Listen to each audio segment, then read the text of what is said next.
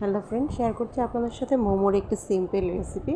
তো মোমোটা আমরা বাড়িতেই বানিয়ে নিই কীভাবে সেটা আপনাদের সাথে খুবই চটজলদিভাবে শেয়ার করে দিচ্ছি। প্রথমে এখানে মাংসটাকে একটু ব্যালেন্ড করে নিলাম, শুধুমাত্র মুরগির হাড় ছাড়ানো বুকের মাংস। এখানে আদা কুচি, রসুন কুচি এবং পেঁয়াজ কুচি দিয়ে দিলাম গোলমরিচের গুঁড়া, সয়া সস এবং একটু কাঁচামরিচ কুচি, সাথে লবণ দিয়ে এটাকে খুব ভালোভাবে মেখে নিলাম।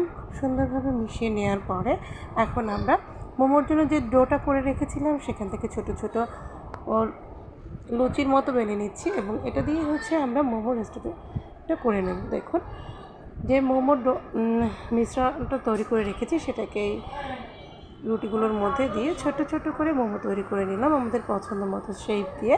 তো এটাকে এখন স্টিম করে নিয়েছি, সাথে মোমো সস বানিয়ে নিয়েছি আর খুব সুন্দর দেখতে হয়েছে। এখন আমরা সবাই মিলে মোমোটা খেয়ে এনজয় করছি। আশা করছি ভিডিওটা আপনাদের সবার ভালো লেগেছে।